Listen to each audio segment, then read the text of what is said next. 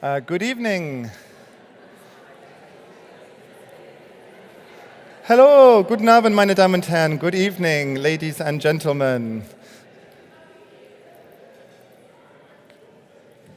For those of you here, it's my great pleasure to welcome you to the CIVIS Days 2023 here in Tübingen. You may applaud. Woo! My name is Bryn Watkins. I'm the head of communications for the CIVIS Alliance, and I have the great job tonight of basically just being very nice and introducing everyone who's going to speak without having to say very much myself. So I will pass on very quickly. But first, I'd like to say hello to anyone watching us online. Good evening, Europe. This is Tübingen calling. There is a keynote during this session, and for that, you can even pose your questions online. So make sure that you're chatting underneath the live stream for those of us watching us online. And before we get going, I would just like to say vielen herzlichen Dank an die Universität Tübingen, an die Stadt Tübingen und vor allem an den Kollegen und Kolleginnen von Tübingen, die so hart gearbeitet haben für diese Veranstaltung. So, danke Tübingen. We are starting with a quick welcome from Monique Scher, who I think is somebody who doesn't need much of an introduction, but I will. So Monique Scher is Vice Rector for Internationalization and Diversity here at the University of Tübingen, but most of us know her as one of the absolute powerhouses of the CIVIS Steering Committee. She's been involved from the very beginning, and she's going to welcome you all here in the name of the University of Tübingen. Monique, thank you.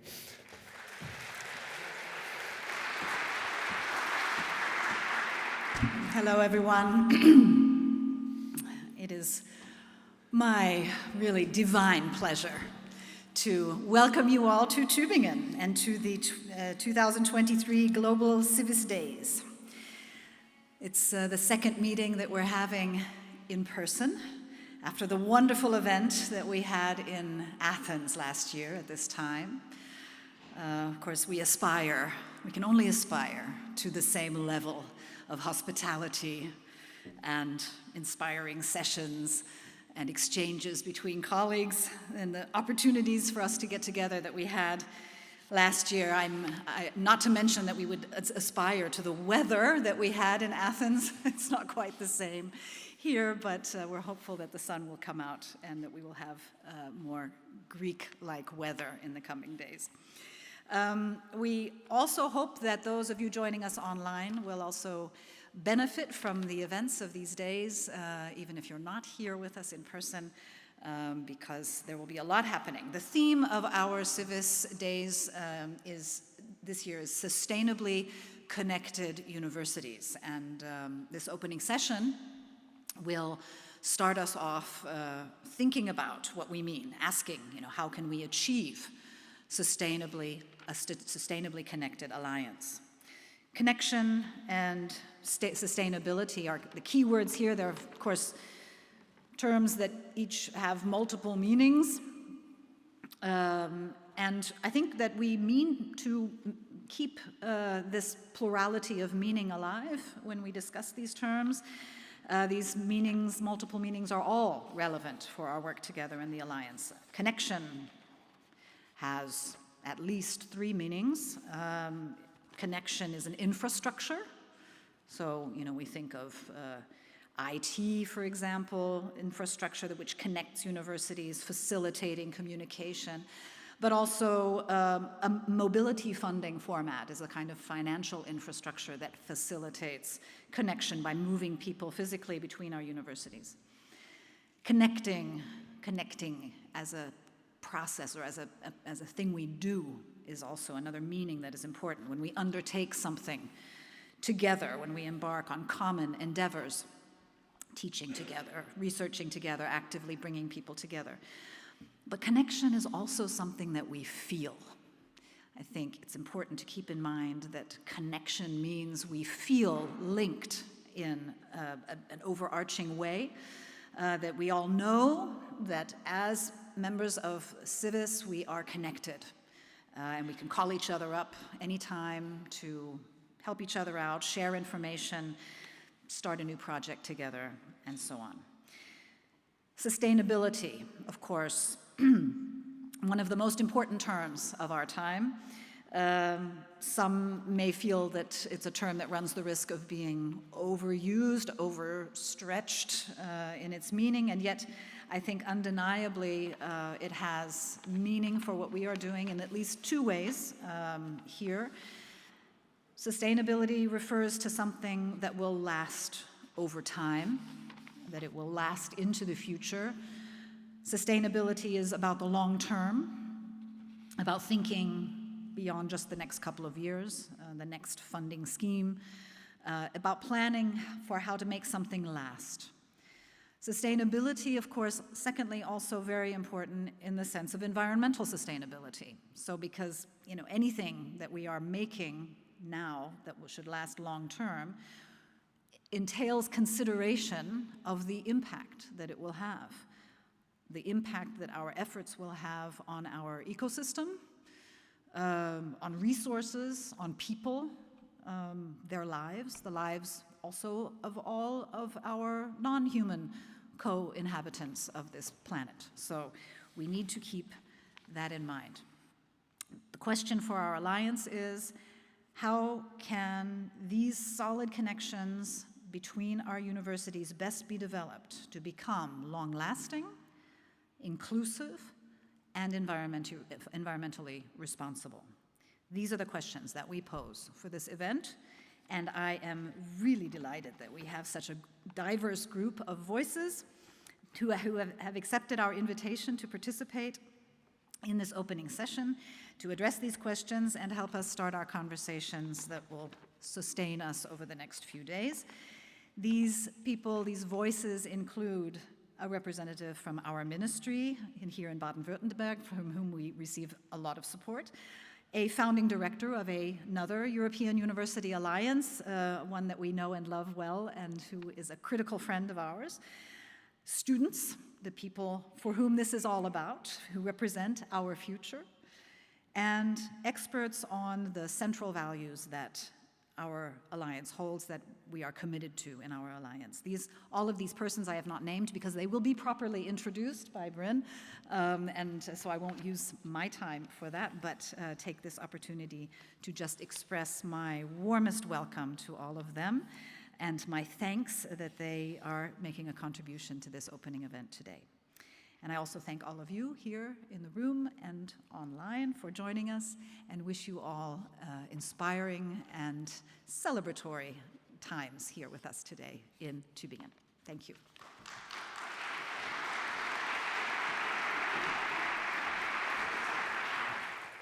Thank you very much, Monique.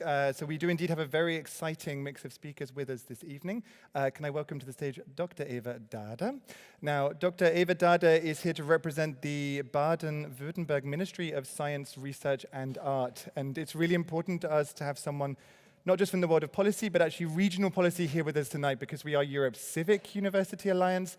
Anchorage into the city in the region where our member universities are based is a key value of ours. So we're extremely happy to have you with us tonight. To welcome us, Dr. Dade.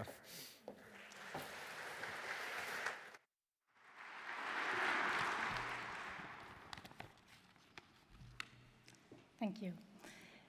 Dear Vice President Chair, dear organizers of this event, dear CIVIS community, it is with great pleasure that I have accepted your invitation to come to Tübingen and to attend the opening event of the Global CIVIS Days here in the beautiful setting of the Neue Aula Festsaal. Within the Department for European Union and Cross-Border Cooperation, dealing with European science, research and education policies, my colleagues and I have been following the European Universities Initiative very closely from the beginning, with 8 higher education institutions acting as full partners in 7 alliances, among them CIVIS. The state of Baden-Württemberg is exceptionally well represented in the European Universities Initiative. We consider this a huge success for our universities, and we believe that this success offers a great opportunity to us at the Länder level to take an active part and to shape European higher education policies for the future. The European Universities Initiative is one of the flagships of the European Strategy for Universities, intended to strengthen the European dimension in higher education and research, and to support universities as lighthouses of the European way of life. From the outset, the European Universities Initiative has been referred to as a game changer in European higher education. But what is novel about the alliances? For 35 years already, the Erasmus program has enabled students to spend part of their studies at another university in Europe. The Bologna process has brought more coherence to higher education systems across Europe. More and more double and joint programs have been set up recently, and universities across Europe align their research programs to unlock the full potential of their research by joining forces. Yet it is true that the alliances make a difference. By making an integrated use of all these instruments, by offering innovative, student-centered curricula, where students can experience multiple forms of mobility at all levels of study. By adopting a challenge-based approach to tackle the biggest issues facing Europe today. By linking education, research, and innovation within a common transnational approach. There's no doubt that European universities lead the way to a new kind of cooperation among universities. CIVIS is one of the best examples of a strong community of students, academics, and researchers that contribute actively to the social, cultural, and economic dynamism of their ecosystem and promote European values. With its focus on joint learning offers, the innovative CIVIS hubs, and its broad geographic scope, CIVIS brings an added value not only to the academic community, but also to stakeholders outside the universities. Over the last 3 years since the launch of the first pilot phase, various new questions and needs have arisen along the way. Universities have identified administrative and legal hurdles. More stakeholders entered into play. New communication channels have emerged. Established forms of cooperation at European, national, and regional level are put to the test. The higher education landscape is in constant movement.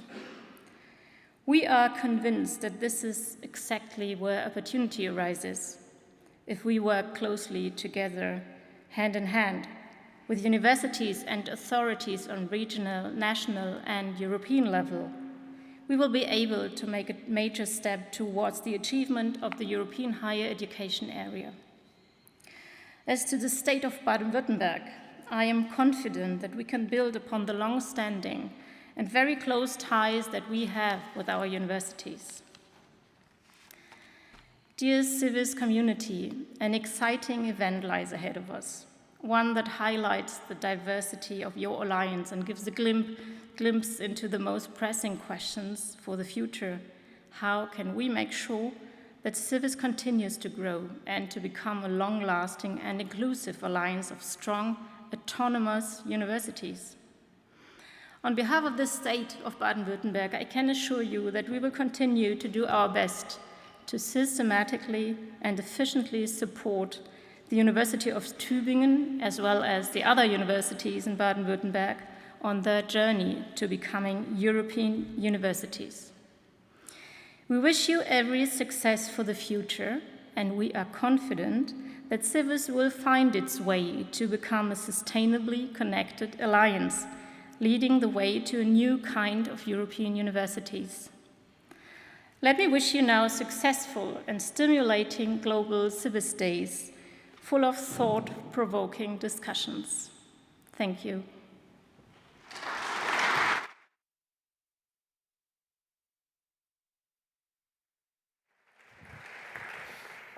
Thank you very much, Dr. Dada. So I now call to the stage Daniela Trani. Now, Daniela Trani was the founding director of the YUFE Alliance, and we're really happy to have a speaker from another alliance here. The alliances increasingly are a community of ideas, a community of practice, and it's always exciting to hear from experts from the others.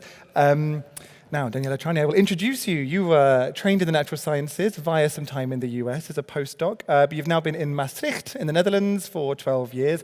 And I guess what makes you most interesting to us today is that you were the founding director of the YUFE Alliance, which is a role you did until earlier this year. You're now focusing on policy work within the University of Maastricht, and today you're going to give us some thoughts about building strong alliances.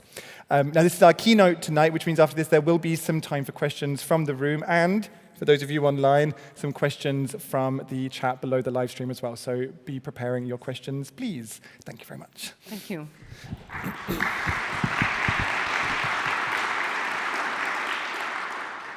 Good afternoon, and first of all, thanks for inviting me to contribute to your very special CIVIS Days 2023. It's a true honor to be here.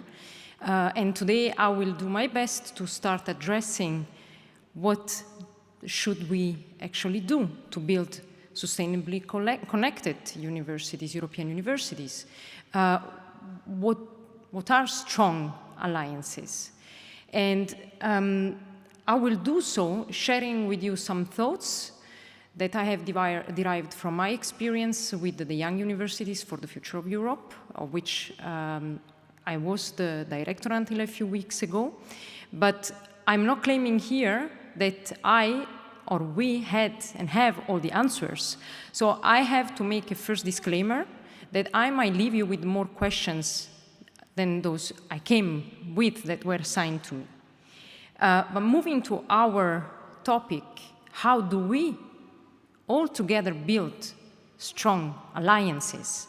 Well, I would then make a step back again and remind ourselves that in order to do something in the right way, or find one of the right manners to do it, we really need to know why we are doing it. And the second disclaimer is that I am going through a midlife crisis. So for those of you who are above 40 and you have been there or you're going through it, you know how it feels like. And I think that's what also makes me feel close to European universities that are at a crossroad after the first 3, 4, 5 years, have to decide, okay, what do we want to achieve?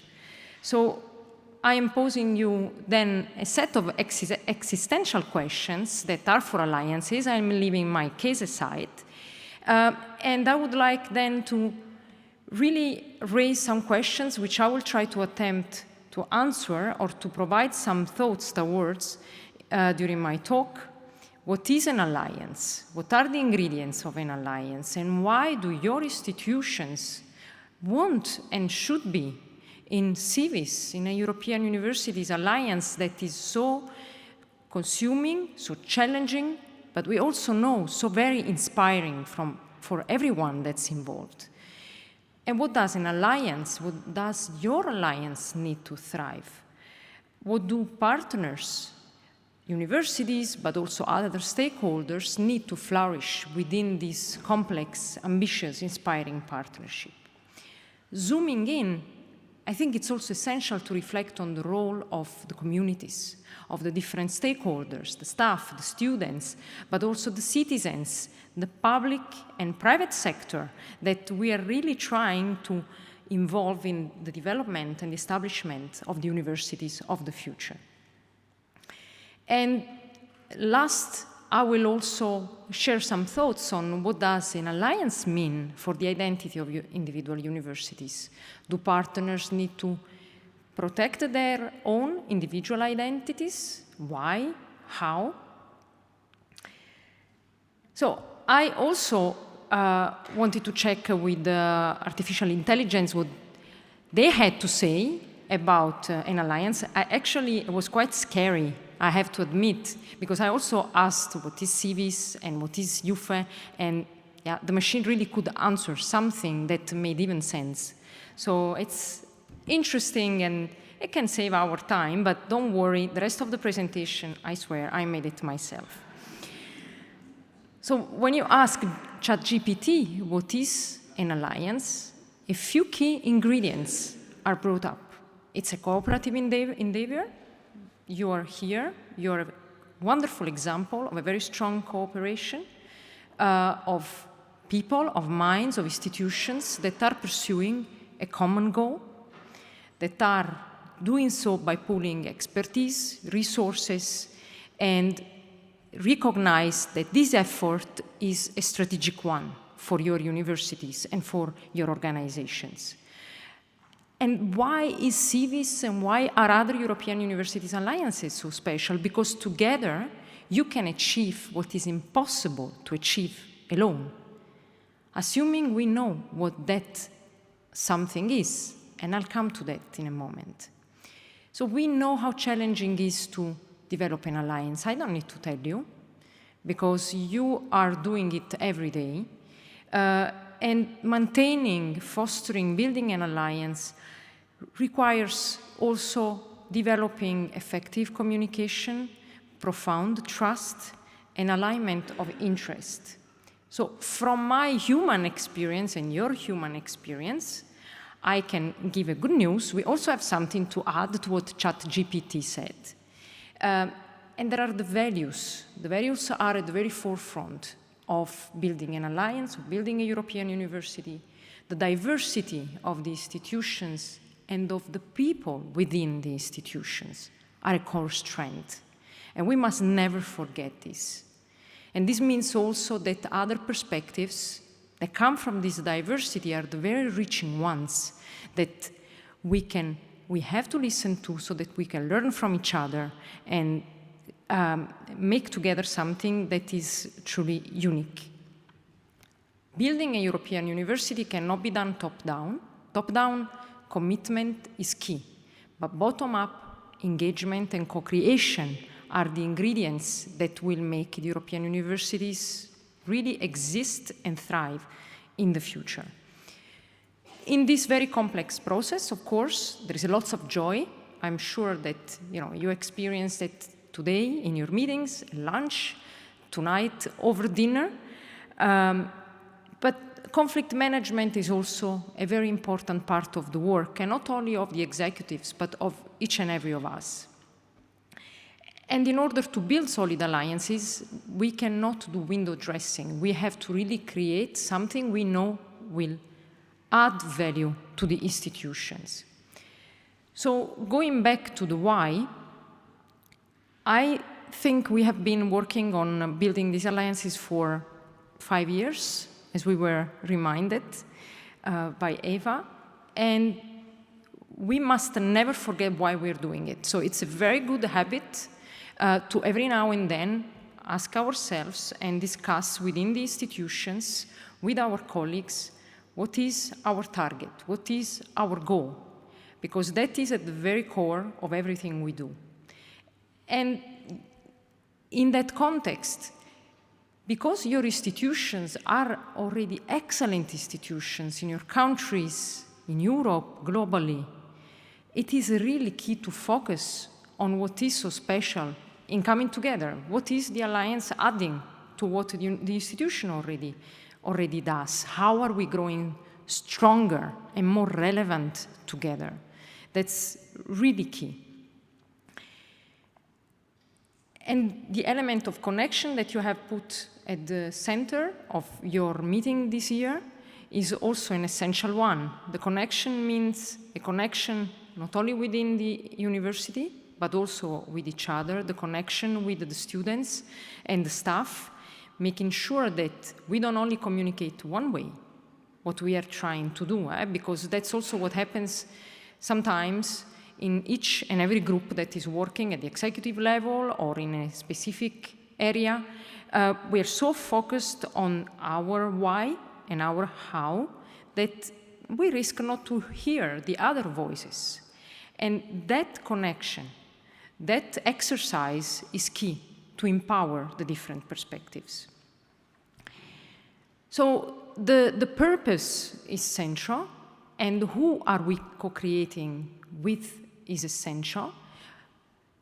But we know also that we cannot do it all. There might be many things we think would be valuable for our alliance, for the institutions, but prioritization is also essential. Often we say, well, we don't have enough money, which is very much true.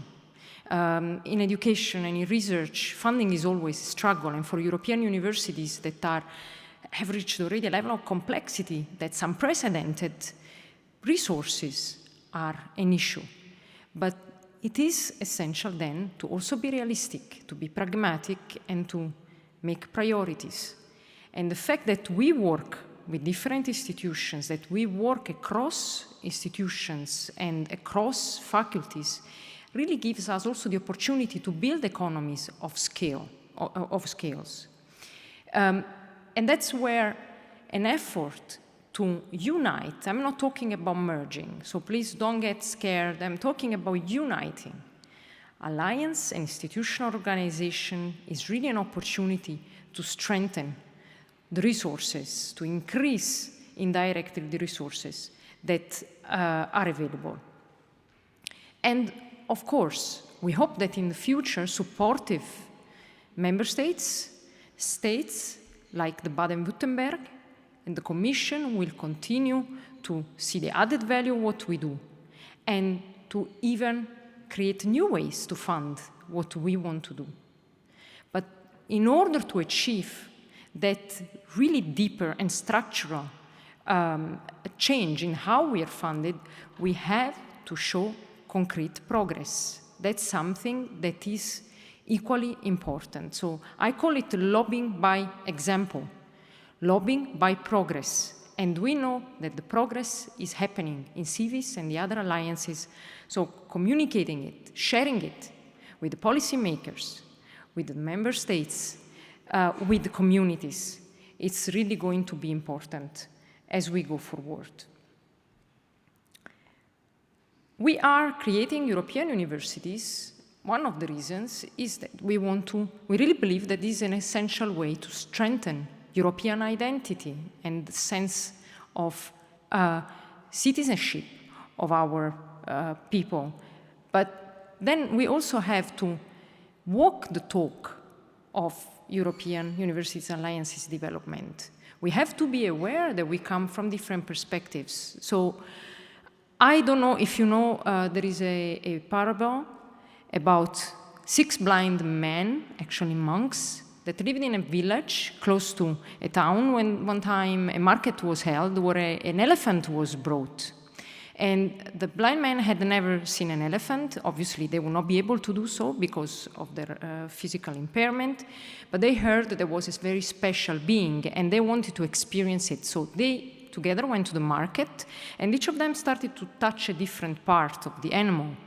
And they didn't know that it was an animal. So one was touching the tail and screaming, "It's a rope." And the other was touching a leg and saying, "Oh, it's a pillar." Another one was touching the belly and claiming it was a wall. And eventually they started to argue and to scream to each other because each of them thought that they were right. And they were all right and all wrong. If they had listened to each other and brought together their different experiences and perspectives, they would have been able to make a better description of what they were sensing than just by trusting their individual perception. So the summary here is you have so many countries in your alliance, so many brains, so many experiences, so many perspectives. Use it as a treasure, and I'm sure you do. And I really hope you will continue, because if we use all different perspectives, if we bring them together, we can really also not only build a higher education that will benefit all Europe, but a much stronger and resilient society. A lot of what I am able to discuss today with you, and I'm really thrilled that I have this opportunity.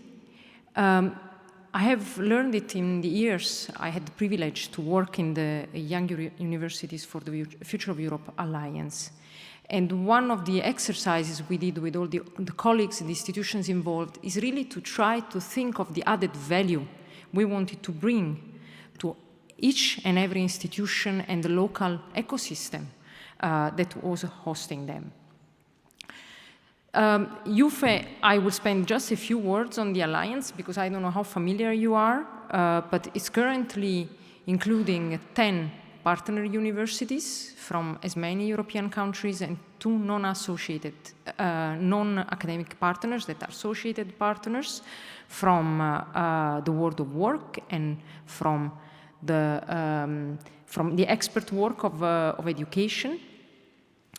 And we started in 2018, receiving the first funding in 2019 under the first pilot for European universities initiatives. Like CIVIS, we had a second proposal funded last year that will cover our full rollout. The funding has been tripled, as it's the case for many alliances, and we have been lucky to have been funded by local governments and national governments. So it's a very complex, very dynamic, very diverse partnership like CIVIS. And at the beginning, we had to decide what we would focus on. So what I will discuss with you today is mainly where our work for the students, the student journey and the staff journey brought us. I will only share a few highlights. So please feel free to ask me questions later, and I will be also happy to bring you in touch with the colleagues that are continuing to work on the youth ambitions nowadays. The first thing we decided is that we really wanted to work together to build a new kind of student journey. And how we imagined it was in a context where students could study seamlessly across all the universities that were part of the Alliance and even make use of the expertise from the non-academic partners. Experience mobility not only physically, but also online. So from the very beginning, we had the virtual campus as one of the vital organs of our activities. And we already launched it in 2020. So during the pandemic, we were lucky that we had already envisioned such an instrument. And one thing that we really believe it's key is to really train students not only as future academics, not only as professionals, but as citizens, because at the end of the day, it's about the people that populate our society and the values, the skills they acquire. So the way we designed the student journey was such that encompassed not only the development, the acquisition of academic competencies and skills, but also civic skills, professional competencies.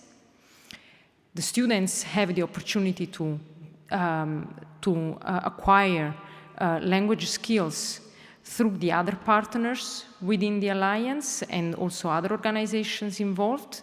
So it is a puzzle of all these different elements.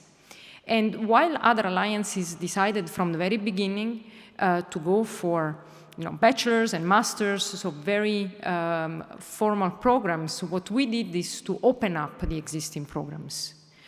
Because our universities have such a richness, a wealth of programs that, and not having a European degree for us was very logical to bring together existing courses that are already accredited, build a catalog, which is what we did, and provide the opportunity to the students with mentoring, with guidance, to identify which courses would enrich their academic path, but also which other extracurricular or additional activities would really allow them to work towards the person, the citizen, the scientist, the professional they want to be.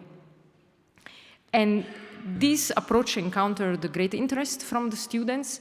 So already in the first 3 years of activity, we've had 860 students, more than 860 students enrolled in the journey. And we have been able to offer almost 700 courses across all partner universities, plus also language courses or language cafes. And like many other alliances, we have also introduced challenge-based activities, YUFE-tons, entrepreneurial training, so that the students are really stimulated and have the possibility to cultivate many sides, many types of competences. What we have done is to develop all this with the students and also regularly gather from them feedback on what and how was being impactful and was having added value for them. And what you hear from all of them is that this approach that is multi-interdisciplinary, multicultural, multi-sectoral, is really provided them inspiration. Having the possibility already during the pandemic to meet online with the lecturers, with the experts, with other students has been priceless. And we're talking about a number that for a pilot is, I think, respectable, but it's still a pilot. So in the future, the Alliance will consolidate further what has been developed in the first phase and upscale what has proven to be impactful, but will also follow other directions, which includes also development of bachelors and minors, which might be an approach that is also something that CIVIS is working on. So the empowerment of students through co-creation at all levels has been key and has proven to be very successful. But a reflection that I think for YUFE, but applies to all alliances for the future, is how accessible should the European universities aim to be?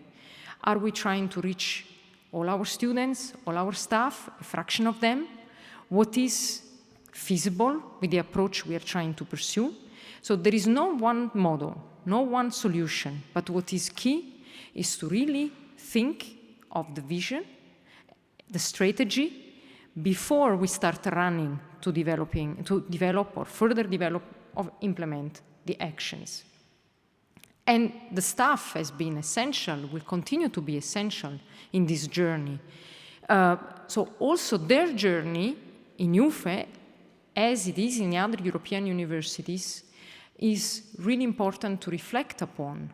And it's key to provide staff, as we have tried to do, and as I am sure CIVIS is trying to do, the space so that they can co-create bottom-up at academic level, at administrative level, at professional services level, allow pilots within the pilots. This means that there has to be room for failure, because the alliances are ripening, but they're still an experimental space. So we have to balance the consolidation and what has to become then hopefully integrated in the everyday activities of the universities with this experimental approach and the room to also find out that things don't work the way we had envisioned. The other thing that's essential, has been essential, is to give space to intrinsically motivated players, academic staff, non-academic staff, because they have functioned as multipliers. So for example, what we observed is that without anyone from top down initiating these collaborations, especially two groups of faculties, the faculties of law of all the partner universities and the faculties of biology and life sciences of all partner universities, created their own platforms. And they have built not only educational activities, but also research activities. They are thinking of innovative programs that will add value to the institutions and to the higher education landscape. And this has been one of the most exciting developments, because they are driving bottom-up what we think the European University of the future should be. On the other hand, there have been colleagues that have been working on different strands for education, like the YUFE framework for doctoral training that derived from another project that we had acquired a few years ago. And another team has laid the foundation for the YUFE postdoctoral recruitment and training framework. So there was a vision that was the one where the universities would bring what they had, the strengths that they had, the shared values, the shared goals, to then come to certain deliverables. And this has meant that with concrete examples, the Alliance has also been able to attract additional funding. So we started with one mother project, that is the Erasmus Plus, funded in 2019, to a total of 7 projects for a total budget of more than 30 millions. And this is just to support my earlier claim that ideas will be followed, the results will be followed by money, that the money should not be sought after for the money, but as an instrument to realize what we have in mind. And of course, to do this all, we have to also think of how we organize the alliances. What is the governance, the organizational structures that we put in place, and what are the key ingredients? One I would like to particularly reflect upon with you today for YUFE has been the central role of students since the very beginning. So YUFE students have been contributing to the development of the first idea, of the first proposal. They have been taking part, active part, to the highest decision-making body of the Alliance that is currently called YUFE Strategic Council. And they have voting powers there, but they have also been present and actively participating in all the different activities in the creation of the student journey, not only through the representatives that are part of the student forum, but also every student that gets enrolled in the activities of the Alliance signs what we call a co-creation agreement. So they take their courses, they do their exams, they do their internships, take part in the activities, but they also provide feedback. And they describe qualitatively how this student journey is contributing to their training and their development. And these are feedback we take very seriously, and that also the quality team of the YUFE Alliance has been really using to further develop, and the educational team, the approach that we undertake. Of course, this is a revolution. Being part of an alliance is something unique, as we all know, very, very demanding, very inspiring, and sometimes institutions are struggling with what this will mean. Will our university no longer exist if the alliance succeeds? Or will the alliance stay invisible because we cannot risk that we become difficult to recognize? So is being part of an alliance a balancing act, a bit hopeless for this elephant on this little ball? Well, I think it shouldn't be. On the contrary, European universities offer the chance to our institutions and even to non-academic organizations to acquire a second nature that they can only have together. And to do this, some bold decisions need to be made, assuming that the purpose is clear. So I will continue to repeat this because I think it's key. If the purpose is clear, and the assumption is that all the universities, all partners are supporting that vision, then the alliance should be treated as a new institutional priority, not as a feature and add-on that occasionally gets support. But this means that it should be properly communicated, integrated in all the thinking, the decisions, the activities that universities are carrying out. And it's something not easy, but it's necessary if we want to create alliances that are still here and are even more relevant in 10, 20, 50 years. So among my suggestions, there is to continue go deep and wide internally. Make sure that you do that also 2 ways. Informing, listening, co-creating together. Formulate clearly how an alliance reaches the institution. And if you cannot explain it in very few words to your neighbor or to your grandmother or to a family person, that means it's not clear why we are doing this. So having a clear goal is essential. And all has to be done together with the community, not in isolation, and together with the partners. The goal has to be shared. The value that is added should be there for all partners. Prioritization needs to be done together. And choices which are difficult to make at times have to really serve the long-term goal of the alliance. Another difficult aspect that we are really all trying to work with and discover how we should do it is how to organize an alliance. And every institution has their own structures that have to be taken into account, but one cannot avoid to go towards a result where the independency and the subsidiarity of an institution also goes hand in hand with the shared decisions with all partners. So I call it here fractal organization. You can have a structure where every part exists on its own and has its working, and there is a local context. But that local context has to be aligned for what is necessary with the entire alliance, and vice versa. There has to be an alliance of processes, not only of values. Last but not least, the people need to be at the center. So while we are sharpening what we want to achieve and why and how we do that, we cannot forget that the people are the key enablers. And my plea is then to really continuously talk to each other, listen to each other, and motivate each other. Because this is a very complex journey, but one that is worth all the effort and all the sweat. Thanks a lot for listening.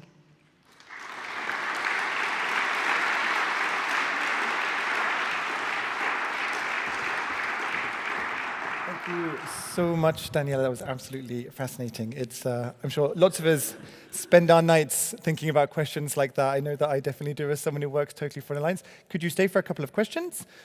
Sorry, I'll just kidnap you for a little bit longer. We will be quite quick. I hear there is some questions from online, but first of all, we'll take one from in the room if somebody has a question or a comment about that. I would lean more towards questions. I know we are in an academic context and it can lead towards comments, but if it could be a genuine question, that's always nice. Christian. Hello, thank you so much. You focused now on what alliances can do to become sustainable.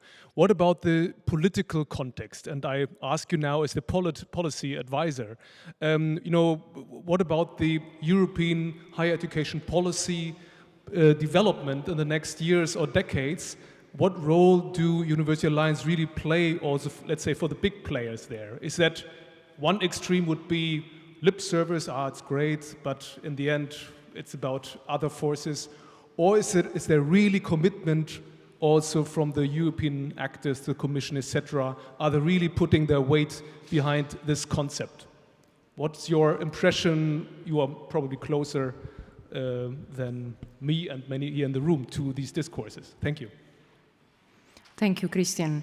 This is a great question, and I am convinced that both Commission and Member States are really, and the local governments are really keen on seeing innovation coming out from the alliances.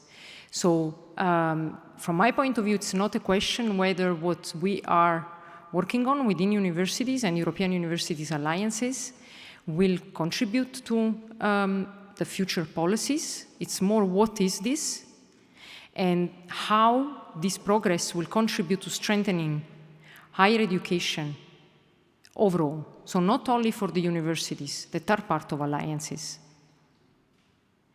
To be more concrete, I think that if we have progress coming out from alliances, concrete new approaches, it would be even stronger, not only if we can show this progress, share a roadmap of how we will proceed further, but also strengthen back these developments with the input of universities that are not involved in alliances. Because if new approaches are only working in alliances, I'm not saying they're not useful, but this is a very important piece of information for both the policymakers and the higher education institutions that are still not involved in the initiative. It's a responsibility of all stakeholders, the universities, the Commission, the member states to sit around the table, to come together and to share what is being done without forgetting the rest of the sector and of society. Thank you very much. And I think we've got time for one more question. I know there's been several questions online, but Anna from the University of Tübingen, I'll ask you to choose your favorite of those questions to relay to the room. Actually, is it on? Yeah, is it? Voilà. Yeah, so was a misunderstanding why I think it's 5 participants, 1 question. Ah. So we're good. So the question was if you could say a bit more about the YUFE student journey. So how is it incorporated? So is it a complete degree program? Is that how you envisage it, or is it across all degree programs? How is it implemented actually? And if we could keep it to 1 or 2 minutes, Yes. Max, because we'll need to move on. Thank you. I will keep it even shorter because I'm not the person who has been leading this effort, but I know enough to answer your question. It's basically that we don't have a degree. A student that is enrolled at one of the partner universities and its second year bachelor or further can apply to take part in the student journey. And initially we had, during pandemic in the first semester, immediately after the pandemic, the possibility for them to attend 2 academic courses and 1 language course cafe. Then in the academic year, from academic year 2021-22, we have launched the longer version of the student journey. Currently, students have 4 semesters to earn up to 12 ECTS. And these ECTS, of course, then have to be also recognized by their home program. So one thing that the Alliance is working on is to make this recognition easier for the students. That's something I've heard also you're working on in CIVIS. And the students receive a YUFE supplement, where black and white, there is what they have accomplished, so that they have more than just the reports in the virtual campus. Thank you so much. And can we have a big round of applause, please, for Daniela, for a great contribution. Thank you so much. So several people tonight have already been talking about students, and we couldn't go the whole evening without having a few on stage. So we have 3 of our CIVIS ambassadors will be speaking to us tonight. I think they might explain a little bit more in practice what that means, but I'd like to welcome, so we have Michaela Stasio, who is at the University of Glasgow. We have Gabriela Nisipeanu from the University of Bucharest, and a local Alicia Agumike from the University of Tübingen. Got about 10 minutes altogether. I will let you organize yourselves, yeah? So I will just disappear for 10 minutes. Enjoy. And Michaela.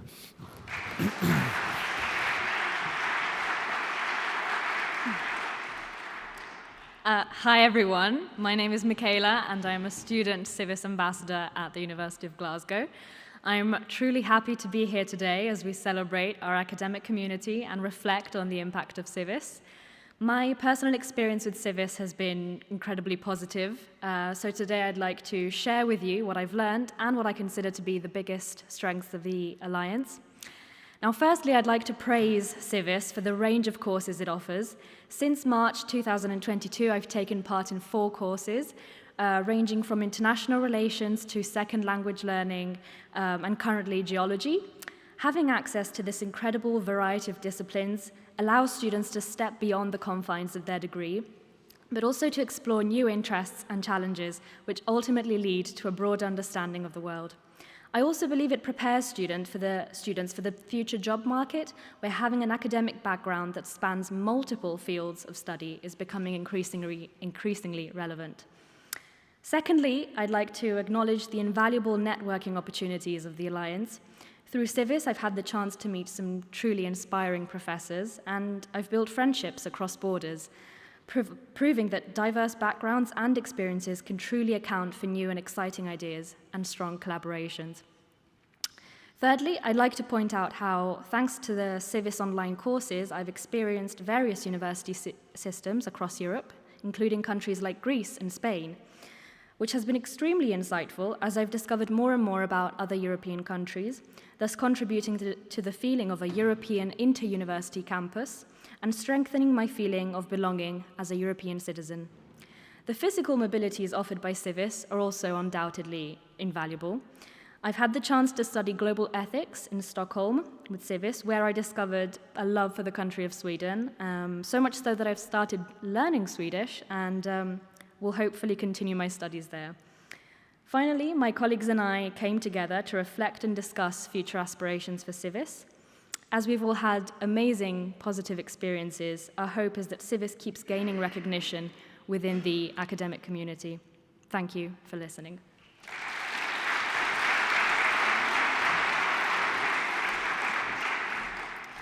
Wow, I have to say this is more overwhelming than I thought it would be, but bear with me.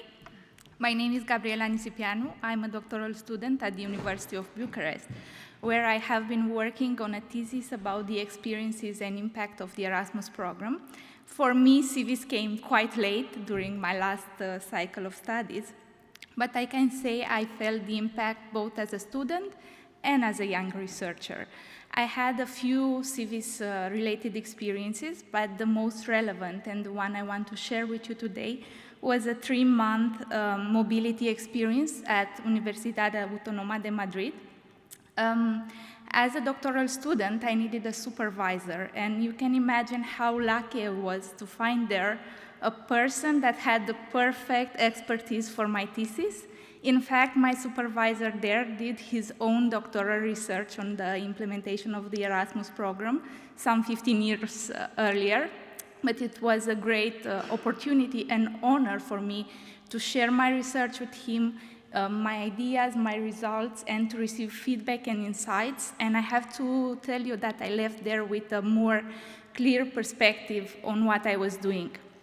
And our collaboration was not done. We continued, we organized the conference together, we wrote an article. So one opportunity led to another. And I even joined the research group while I was there, to which I'm still connected 2 years later. So for me, CIVIS was also about networking. It was about collaboration. It was about exchanging ideas. And I think this is also the story of how we worked today, and we decided to put a little bit our speeches together.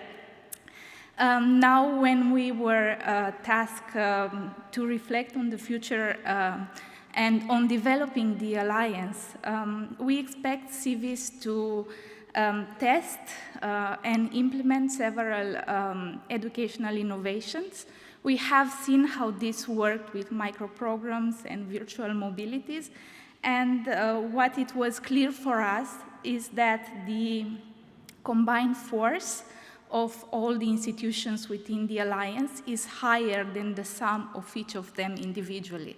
So it's not a matter of addition. We are not just putting people, resources, knowledge together, but it's a matter of multiplication. We are stronger every time when we choose to act together.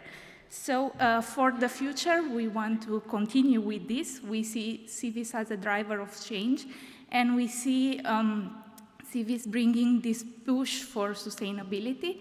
And of course, we are eager to see CIVIS as a part of the everyday life of every member of our academic communities. Thank you very much.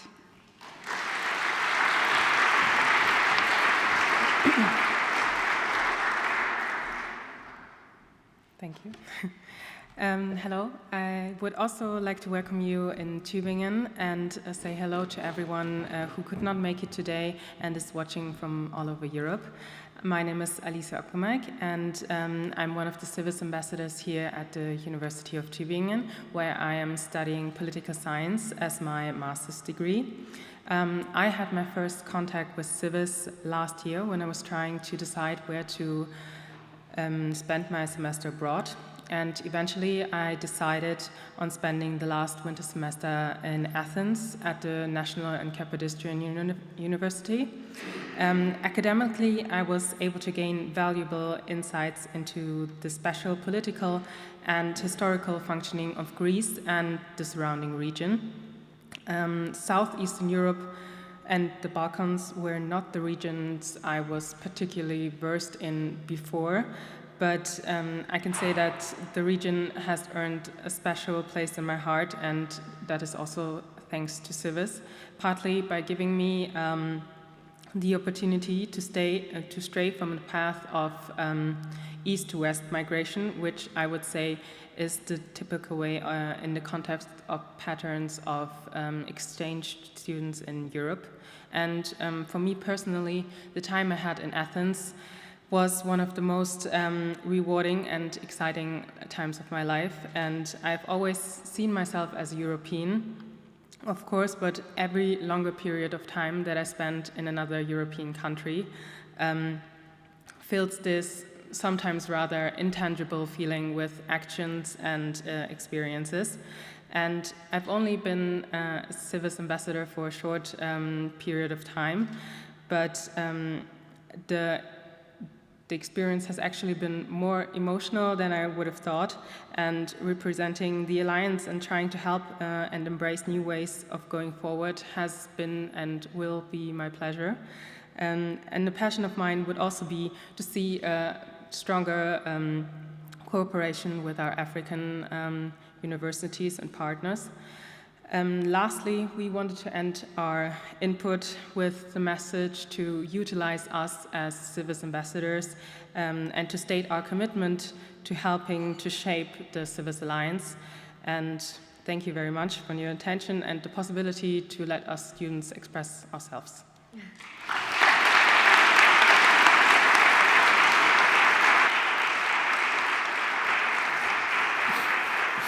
Michaela, Gabriela, and Alicia, thank you so much for sharing those perspectives.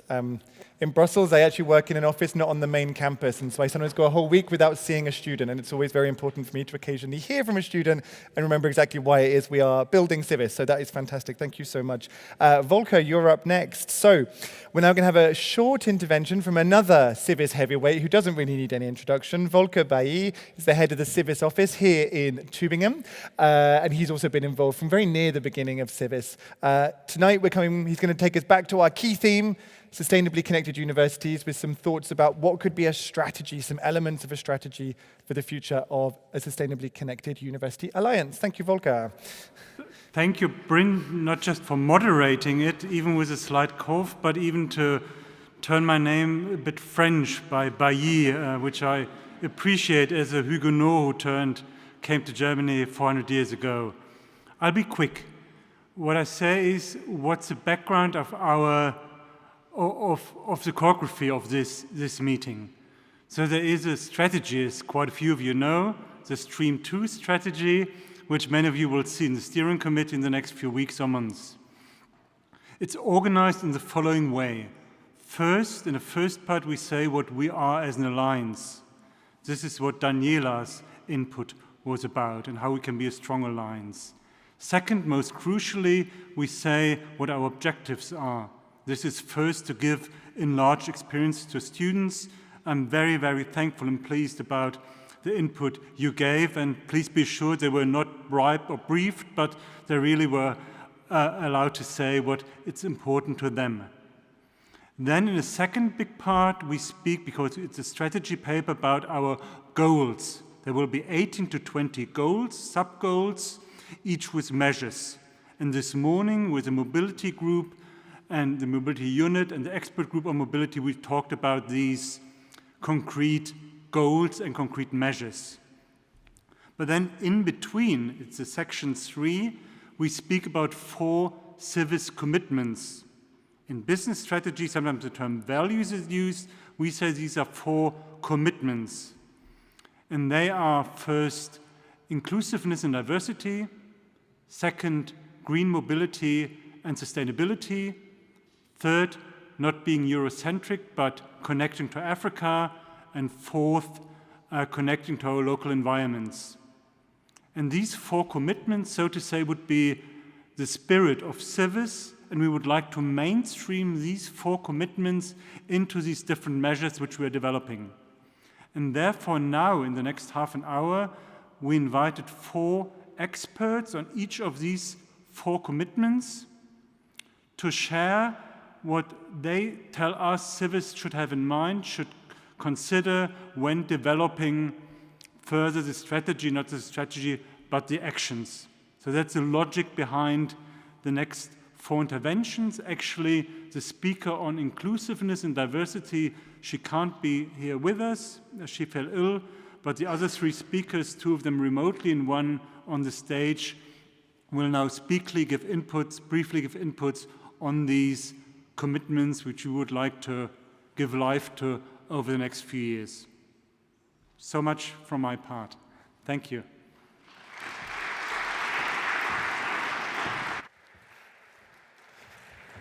Thank you, Volker Bailly, should I say, rather than Bailly. It's because it's the name of a tram stop in Brussels, Bailly as well, so I get mixed up. So indeed, we're switching the format a little bit for the second half of the evening to help it flow. So we have Uta Haller-Block, Mohamed Muller, Josef Strobel, and Christoph Sonnenschein. Those of you physically here, could you already come to the stage and sit down here, please? And then you'll be switching between your interventions. So one of Uta Haller-Block, Mohamed Muller, and Josef Strobel should also be physically here. Fantastic. So if I could ask the 2 of you to come up, and then I will guide you through the program for the rest of this session.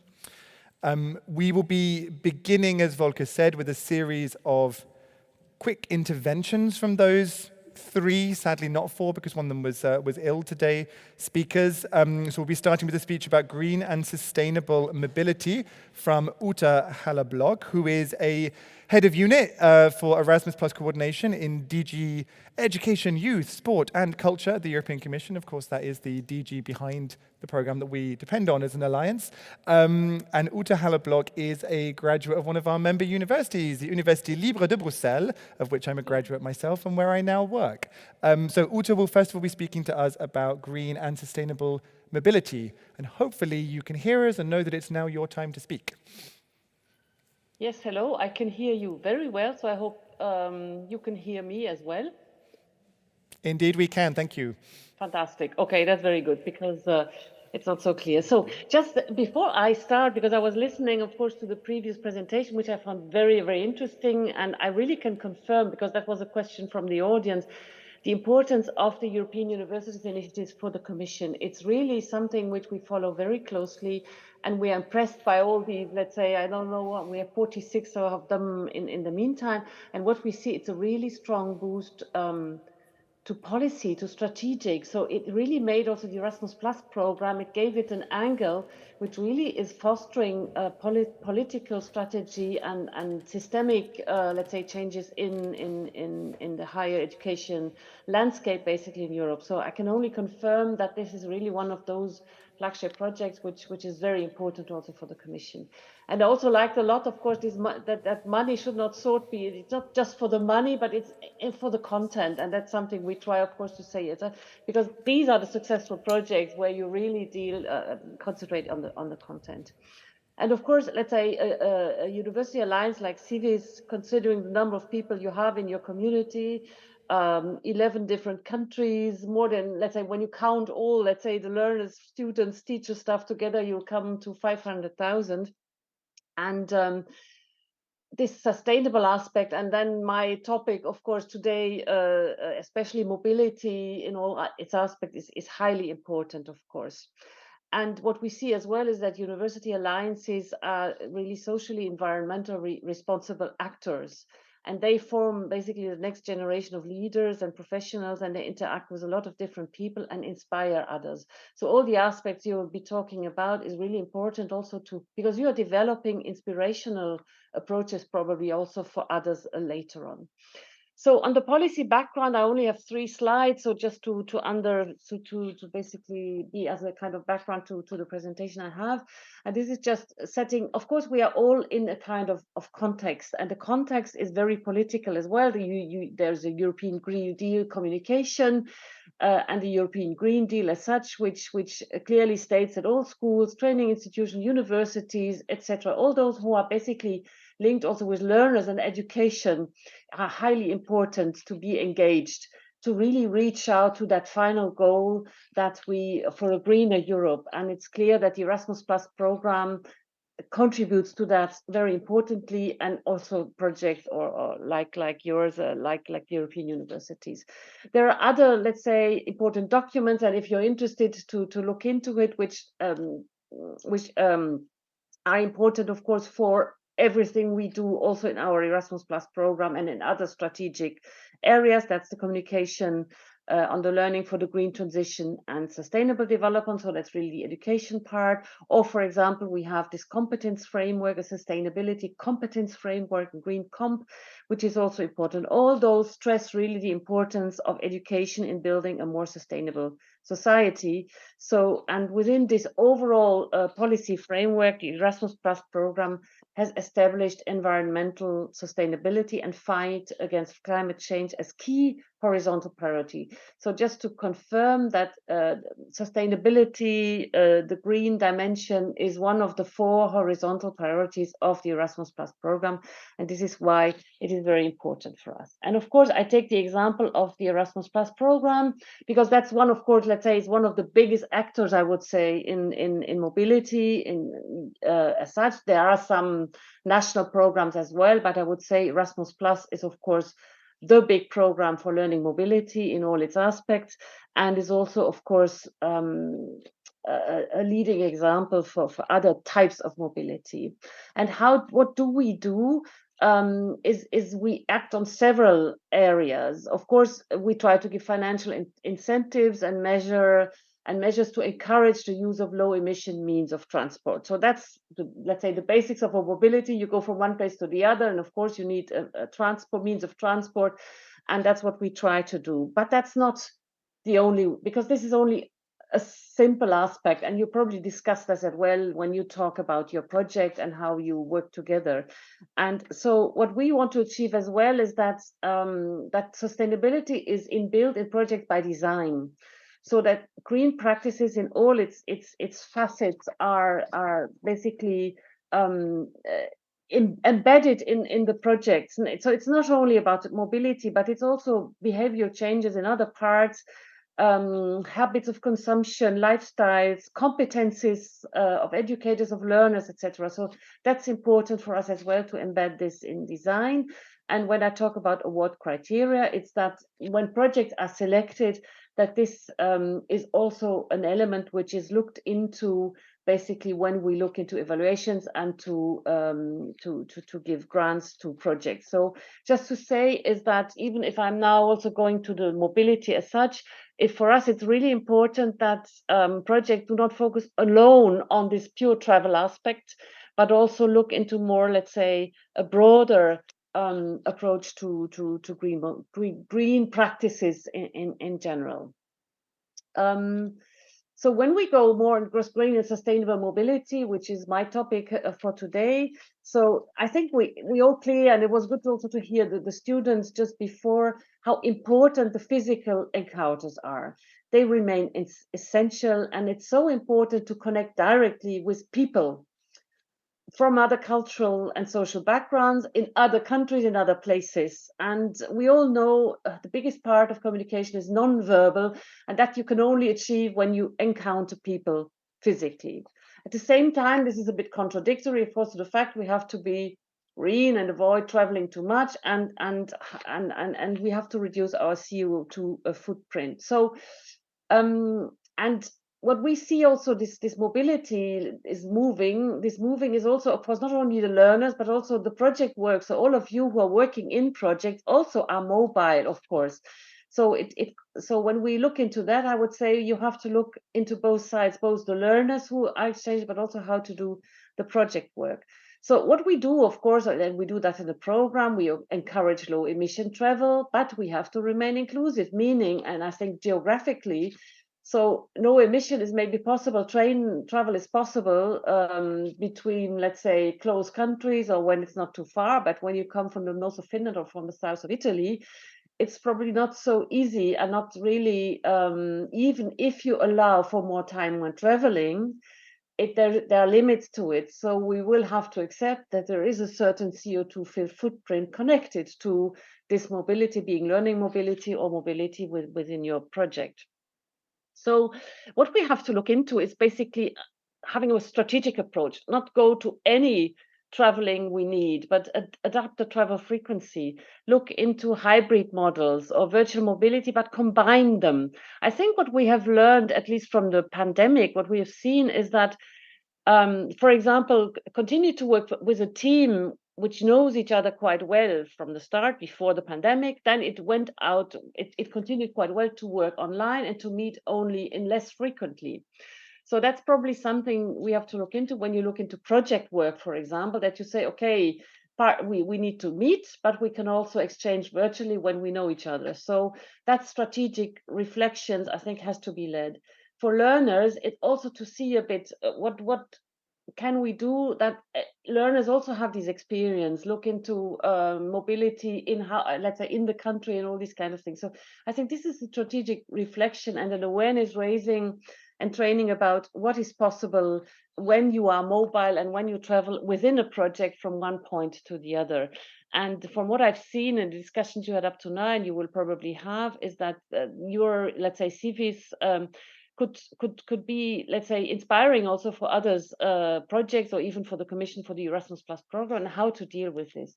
Of course, with technological change, and we might even do not have that problem of footprints when traveling. So we need also to look into other, let's say, aspects linked to sustainability. And to conclude my presentation, I would like to highlight for you a kind of new initiative we have, which is the Education for Climate Coalition. And this is something which could be very interesting for you, because it's an initiative, or flagship initiative of the European education area. And it's a participatory education community to support the changes needed for climate neutral society. So it allows students, teachers, researchers, people active in every part of the education system to engage in concrete projects enhancing sustainability education in institutions and neighborhoods. And there's a community, and there's a link, I gave you the link here. And so they're actively collecting innovative learning solutions, but it's also participatory community to exchange on how you deal with mobility and sustainability in your educational world. So, and I think this is, there is an online collaborative platform linked to it with a peer area and country groups, a knowledge library, challenge incubator, and various tools which you can use. And I think this could be also a tool for you in your university, or in your, let's say, in your project, in your European University project, to look into. So that was it quite briefly from my side, and I hope I could give you some ideas and inspirations. I'm happy, of course, to be in the discussions later. Thanks a lot.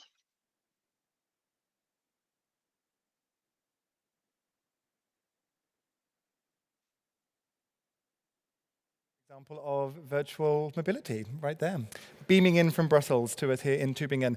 So our second contributor is here in the room. So Mohamed Mullah, if you want to come quickly here to make your first intervention. So Dr. Mullah is a head of strategic partnerships at the University of the Witwatersrand, which is one of our strategic partner universities in Africa, one of the 6 in South Africa in the case of Witwatersrand. Initially starting his career with a PhD in science education, but now in charge of strategic partnerships for the university. And you'll be giving us some initial thoughts about how we can build our connections outside of Europe, how we can open our alliance to people outside the boundaries of Europe. Thank you very much. Good afternoon. First of all, it's a privilege to be here. So I will start off by saying that when the European universities were creating their networks, our university, together with another university in South Africa, the University of Cape Town, thought of creating an African network of universities. So we looked, at a different path. We looked at research, and because Africa, the universities are not really research inclined, so we decided to bring all the research universities in Africa together. And initially we had 16 members. As of last week, we now have 18 members in this partnership. It's called ARUA, the African Research Universities Alliance. And then out of the blue, I got an email from Christian one day to say, you know what, we would like to see if you would be interested, not the alliance, but you as a university, would you be interested in working with us in CIVIS? And I didn't know what CIVIS was, because we didn't know about these European networks at that stage. We were just doing our own little networking on our side. And we then met in Marseille last year, and we decided, yes, this is something we want to do. And there's two reasons why we wanted to do this, because round about that time, the European Union and the African Union together decided that we needed to work together as two continents, and we needed to put money together and all of that. And we said, yes, let us get involved, because in our experience, what we have discovered, and I won't blame Europe for it, I would say the global north, but the global north used to come to Africa and do research and take the data and go back home with the data. And then they used to do whatever they do with the data and, mull it all and publish it. And the poor guys in Africa never understood what happened. They just provided the data. Nothing happened to their lives. Nothing changed. And we said, yes, we will work with CIVIS, but on one condition that this, and that was my vice chancellor in Marseille said, we need to talk about equal partnerships in an unequal environment, because we need to understand that it's an unequal environment. Africa and Europe, it's an unequal environment. Europe has more resources. So, but we need to work on an equal level. We need to get the universities, not just from Europe, from the global north, when they come to Africa, you need to not just mine the data and take it back. You need to empower people in Africa. You need to get people at the universities in Africa to understand what you're doing so that they can also later on do the same type of things. And that is the way we come in. So we decided, yes, we will join CIVIS, but on this process. So last year, no, it was this year, the 7th World Conference on Research Integrity that was held in Cape Town in South Africa, there was a declaration made, and the declaration said that there needs to be collaboration that fosters integrity through equity, fairness, and diversity. And that's something that everybody's been preaching, but nobody's really been doing. And all of a sudden we saw, here is CIVIS that approached us and said, listen, you 6 African universities, you can have full participation in CIVIS. You will be able to sit on all our structures and everything. And we said, this is new. Nobody allowed us to do all of that. People just used to say, come work with us and this and that. And we've been approached by a few other networks. I won't mention their names, but none of them did it this way. Nobody said, you will sit on all our structures, you will attend meetings, you will be able to decide where we go together and all these type of things.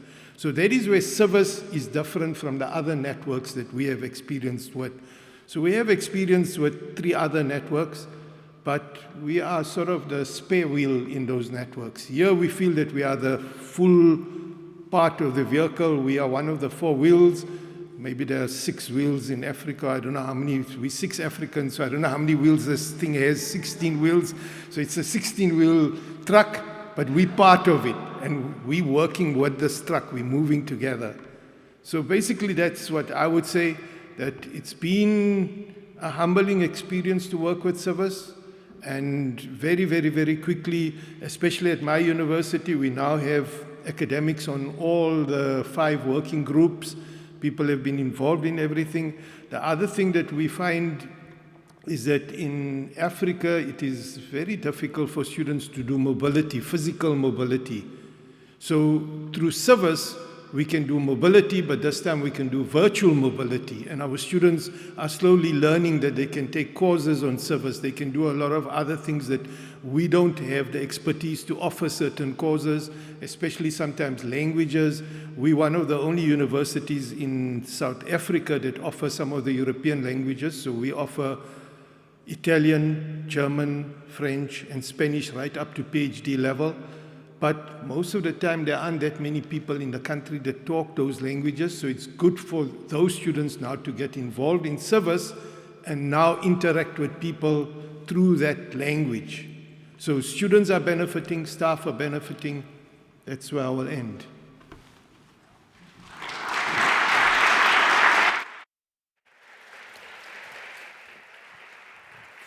Thank you very much, Dr. Mula. Before we move on to the panel discussion, we have one final speaker who will give some initial thoughts. This time it's about another way we're trying to open up the university, open up our alliance, but this time locally. So Josef Strobel is a professor of geoinformatics at one of our member universities, the Paris-Lodron Universität in Salzburg. He's also a member of the Austrian Academy of Sciences and the European Academy of Science and Arts, and he has been awarded a prize as an Erasmus ambassador. So Professor Strobel, what would you tell us about opening up the university to its local communities? Yeah, very good afternoon from Salzburg. Thank you for having me over a distance. And what I'd like to do is sharing some experiences which come from a range of mobility initiatives, mobility programs, everything of that up to now outside of CIVIS. So I'd just like to share a few of these, and we'll have to see whatever holds water in our joint endeavor right here. Engaging the local environment clearly is one of the aims where we look at student experiences going beyond a pure classroom experience. And a part of that clearly is civic engagement. And civic engagement is something which I believe cannot really be done without local grounding, without local anchoring. So the aim overall would be to create a strong international, multi-institutional student experience, which is equally attractive for ambitious students as well as local actors, outside partners. And I'd like to link that to three keywords. Those would be digitization, being open, and connecting beyond universities. Digitization is an obvious topic, not only because my background is geoinformatics and that's our daily life and bread. Geoinformatics is a discipline connecting our real worlds with different kinds of virtual worlds. Not only that, it's also connecting people and connecting people into communities, forming communities. And in this place, I'd like to share or refer to one experience over the last 2 years, which was really, I believe, good learning experience for everyone involved, certainly myself included. This is the experience with blended intensive programs, which are a blended, a merger of traditional Erasmus mobilities, doing them short term, but working together over a full semester. And these blended intensive programs would not be possible without digitization, without having the opportunity to collaborate online, to have webinars and several other kinds of initiatives before meeting in person. And that's one of the, certainly experiences coming out from the COVID period. Secondly, certainly being someone standing for and speaking for open science, we have good experience with open labs, which open not only to university or this proverbial ivory tower, to the local and regional population, but at the same time, these open labs are great challenges for students. This is not only academics, academic teachers, instructors interacting with the local population, but it's at the same time a challenge for students reaching out, presenting their work, and working on local topics.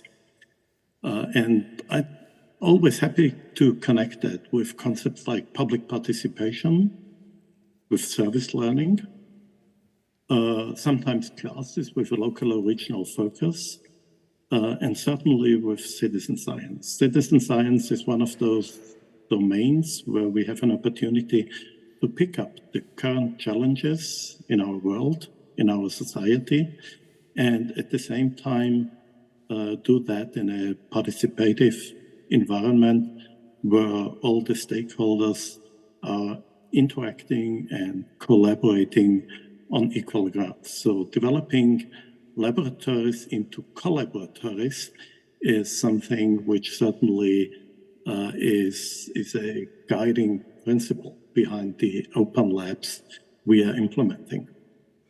And the third point, after digitization and being open, again, would be the connecting beyond universities idea. And that can be from an industry business perspective, but is certainly not limited to that.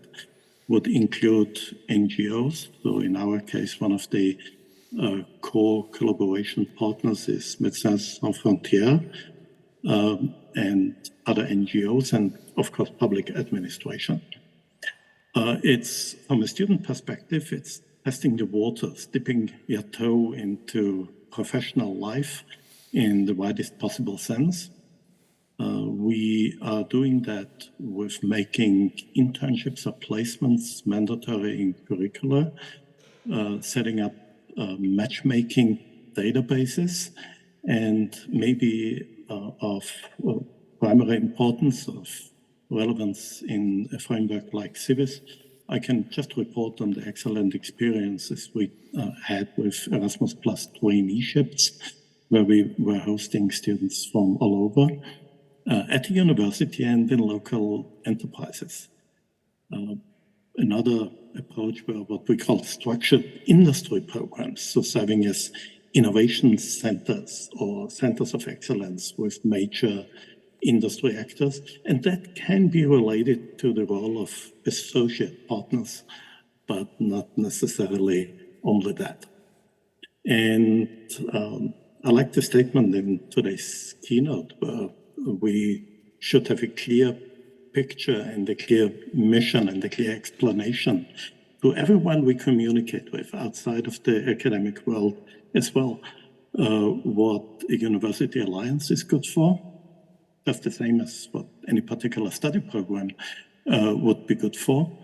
And this is something which we should be able to communicate in our local environments.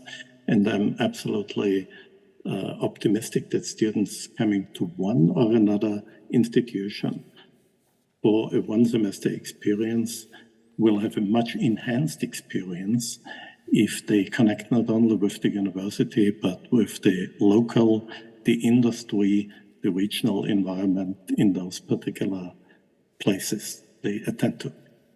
Thank you.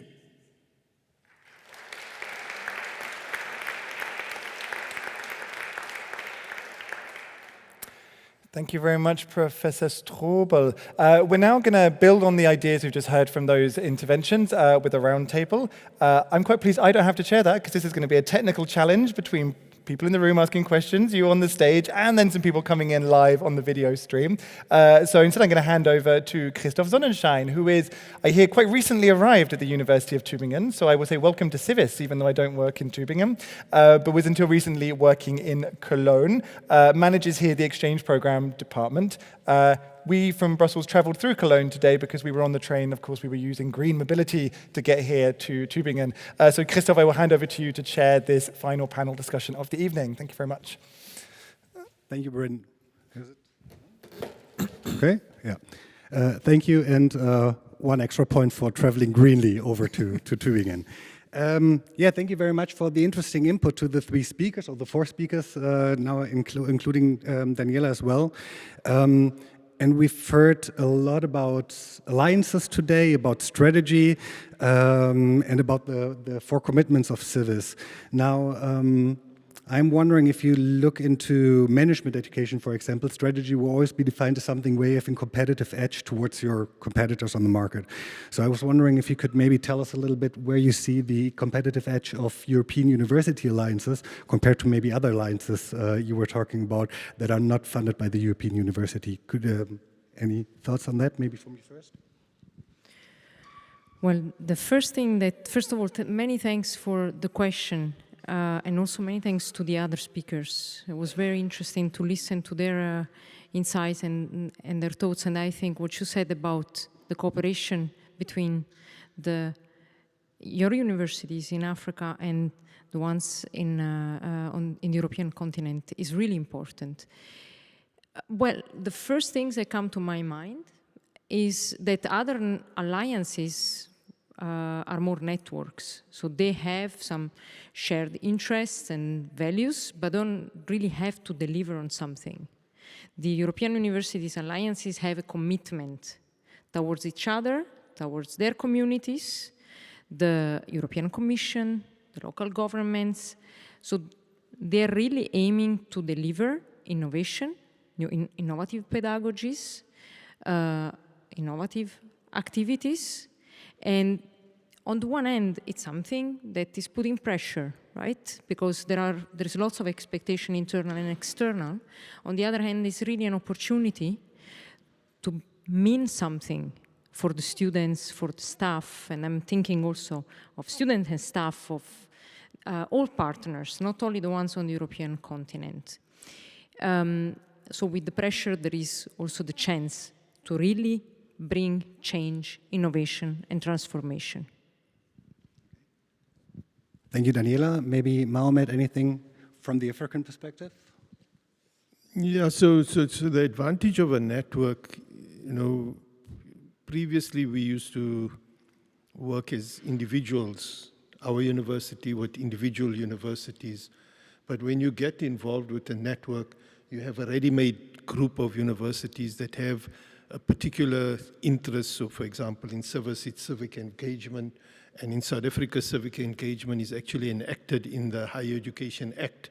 All universities have to be involved in civic engagement. So before I got this job, my job was to do service learning. Now here's a group of 11 universities whose rationale is that we want to be involved in civic engagement. Instead of me looking at one university and then another one and another one, in one fell swoop, I get 11 universities that can assist and do the same thing that I want to do. So that's the benefit of working with a network. Thank you. Ute and Josef, for your commitments, anything that you could add to that?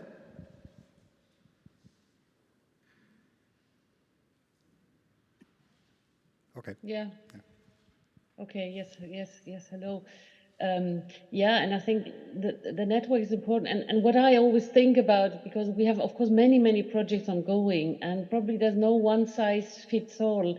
And this is why it's so interesting to have this multifaceted approach. In your partnership already, you have so many, let's say, insights from various partners all over the world. And I think this is what makes it so interesting, because from that and this collective effort or collective intelligence even, you can find new ways of thinking and going ahead. So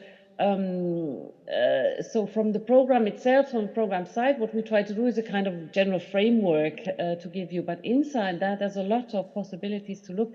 And from my side, especially when you look into mobility and sustainable mobility, there are probably even new ways of going for it, which we don't even know. And what I expect, or what I would, let's say, be happy to see also, that from this project work comes out of maybe new approaches also, to see what works and what doesn't work. So that's the kind of thing which can be tried out even in these kind of parties. So that's where I would, let's say, see a good, let's say, contribution to what you're doing and to our policy.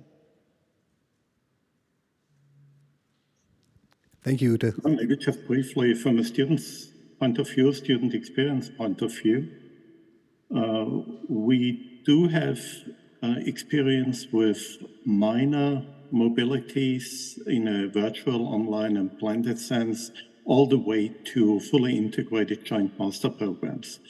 And within the network and looking across different disciplines, I would want to imagine that the lower hanging fruit, which could be quicker success stories, would be joint modules which are shared across the network, which have a kind of best of breed idea behind them, and which would be integrated into multiple study programs.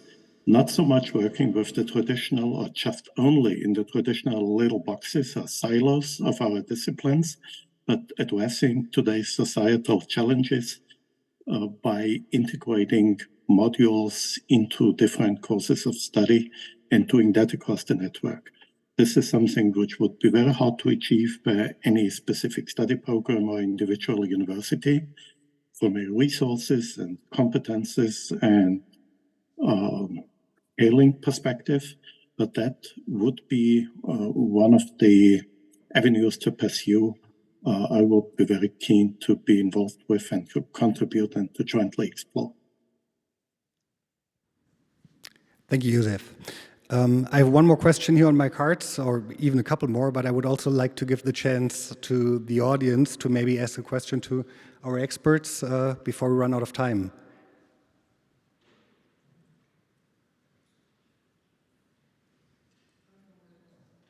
Five more minutes? Okay, all right. Okay, nothing I see from here. I hope I didn't overlook anything. So my next question would touch something that also Daniela has talked about, and maybe also touches the ongoing discussions between the global north and the global south when it comes down to identities. You were saying, I think if I remember correctly, it's not about merging, it's about uniting. But of course, that is a thin red line. Where do you merge, or which ideas do you merge, and where do you try to stick to your own profile and your own identity? So would you say that there is any best practice that you would know about, or any objective that the network should aim for when it comes down to defining identity of the institution and of the network as a whole? I think the answer is not going to be the answer to the question that you're asking, but what I would say is that the challenges that are faced by the world, whether you're in the global north or the global south, we all face the same challenges. So climate change, water shortage, there's that and other, and it's not. The question is not where do we keep our identity, because I think that must be thrown out of the window now, because we're all fighting for the same challenges. And rather than doing it in our own way, we all need to do it together, because what the global north does affects the global south, what the south does affects the north. So for me, it's more important on how do we unite one another rather than keep our own identities. Because keeping our, yes, we need to keep our own identities, because we need to show, that we are relevant in particular areas and things like that. But the more we cooperate as a world rather than a global north and a global south, the better it will be for future generations.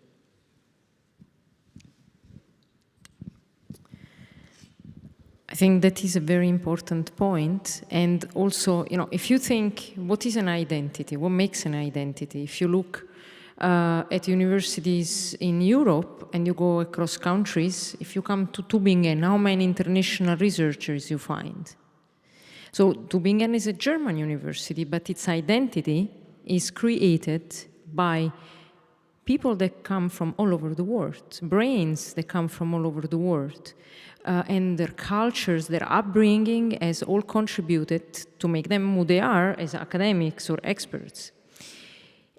And I think that's important to realize that actually anything you achieve as a university or as a research group or as a country, you achieve thanks also to the context you're embedded in, and that you cannot do anything alone. Now, of course, pragmatically, every university has also local responsibilities within their national system, but they cannot serve as a reason not to collaborate truly.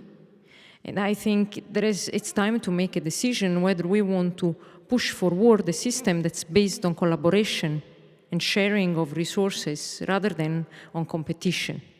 And that if we do that, identities are not an issue anymore, because it's all about what we bring to, like you rightfully said, really come to solutions that will help us as a society to be more resilient and more just.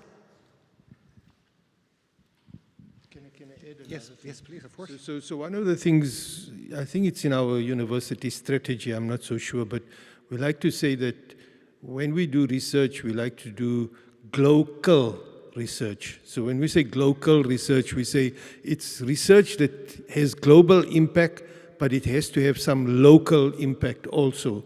So yes, you're right that we need to do that because, like you also said, we need to do something that's affecting your own community, but you've got to understand that what you're doing is also going to be a global thing. So you can't just do local research anymore, and you can't just do global research because I don't know about all universities, but in South Africa, because universities are government institutions, you have a responsibility to do things for the community.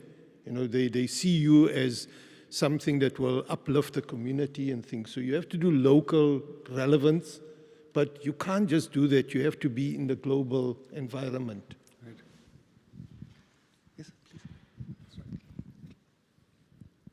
There is also one additional thing I think we have to take into account. Universities have the responsibility to set the example of what it is to not accept ideologies that really threaten human rights. And at this moment, if we see what's happening in several countries, and we don't need to look at the worse examples, but if you hear also discussions that are taking place in countries like the Netherlands about internationalization and limiting the possibility for students to study in English, and I'm not talking about foreign students being able to study in English, but Dutch students being able to study in English.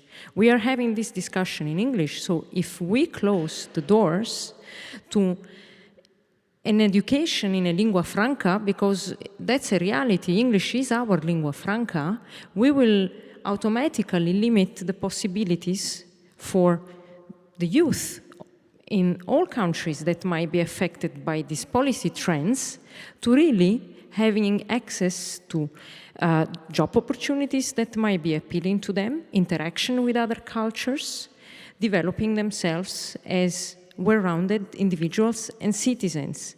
And that's where universities, more than thinking of identity in a protectionistic way, we have to think of who we are as institutions. What is our responsibility?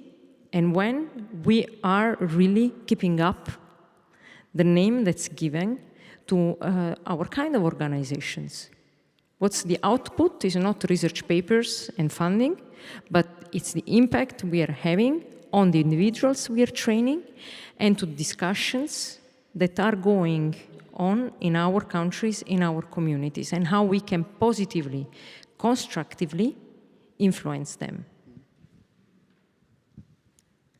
Utas, there may be from the European Union perspective, anything that, any thoughts on identities within those university alliances that the European Union or the Commission would have a saying on? Well, we don't have a say on an identity. It's rather what we are trying basically to do by basically supporting these corporations. And it's a constant process over the last 35 years. You see, my background is 35 years. The idea behind is that, let's say, we have to focus on the people. Where does an identity come from, this institution? It comes from persons.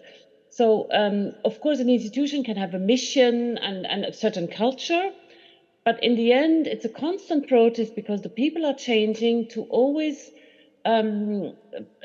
make sure that this identity which you want to create is fostered. Then when you look into global south, global north, you could also be in between east and west or whatever. There is a different social background and culture in the education. And we see that each day, that each education system comes from a different angle. And what needs to be done, and this is so important in all these corporations, is raise awareness of what the others are thinking. Not uniting identities. Probably we always have different identities, like in Europe, we have a different background, and that's probably the richness of it. So without, so I don't know a real word now, but I think without trying to harmonize everything, I think we have to really always keep this reflex of being aware of how what is the situation of the other university, the other partner? Where are they coming from? Where can we come together? And I think what was said is completely right. We all face the same challenges, but we maybe have other ways of tackling it, and a cooperation beyond these borders and will help to be aware of what happens in another country, what the approaches are there, and how can we learn from each other, and then mutually see, okay, what would be a good solution, or even different solutions to come to a same goal. So that's how we would see it, probably from a European perspective, that you have this diversity in unity, or unity with diverse models behind it, and that's why these cooperation partners, it's not a one-off. And it will have to continue. So even if this European universe comes up, it's a constant process. That's how I would see it, at least. Yeah. Okay, thanks. Josef, a final word from your side, maybe with the community, nothing to that topic? Yeah, maybe just the observation that sometimes identity is mixed up, is confused with branding. Which could be a top-down approach, but if there is nothing to communicate, then the branding is not going anywhere. So we want to have an offer where people want to identify with. This can be a USP, this can be something which is particularly attractive to a certain community of students as well as researchers from a totally international perspective. But this would be attraction when there is something I want to be identified with, I want to be part of, I want to be able to participate in.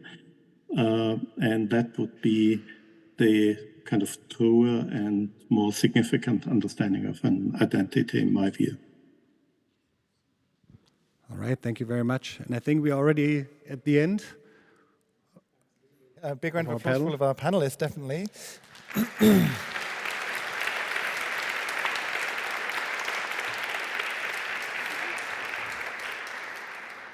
And a big thank you to you, especially Christoph, for taking over what was definitely the most difficult part of moderating the evening. So thank you very much. That's actually it from me, because that brings us to the end of the program. What a stimulating beginning to these days. It's also been quite an impressive audio-visual achievement. So thank you to the colleagues in Tübingen for pulling off a mini Eurovision here for us. Thank you. But also, what a great mix we've had. We've had academics, staff, students. We've had big ideas. We've had practical ideas. We've had a little bit of everything as we start 3 days of thinking about sustainably connected universities here in Tübingen. Now, when it comes to a little bit of practical logistics for the evening, I'm delighted to hand back over to Monique, and that's me over and out. Bonne soirée. Thank you, Bryn. Big round of applause for Bryn. We have a fantastic communications team. It's really a gift. We also have a fantastic organizational team here in Tübingen. I would like to take a moment to recognize the work of Anna Torwart, of Anja Schön, and of Volker Balli, and all of the people that they have mobilized within the University of Tübingen, who I cannot name all of them, but you've seen a number of them already. As you arrive today, and you will see them in the course of the coming days. Without them, this would not have happened, and I'm very, very grateful. So now we have completed the first step on our journey through the CIVIS Days in Tübingen, and we will proceed from here to the castle on the hill. And we will have an outdoor reception there, and I think you will find that it's a very, very nice environment and a very nice atmosphere there. So I invite all of you to come. We will start at 7 p.m., so that means we have some time to mosey through the old town of Tübingen, and you can really get a feel for the size of the smallest town in our alliance, I would say. I think I'm not mistaken.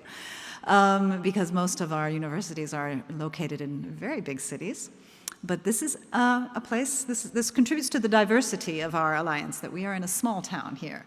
And I think it also has its charms. So take your time, but do arrive by 7 at the castle. And if you have deposited your luggage, your suitcases and such here, downstairs, please make sure you take them with you, because we will not be returning here, and it won't be watched over, so you need to take your luggage with you. I think that's all in terms of housekeeping and logistics. Thank you all for being here, and I look forward to seeing you in the castle.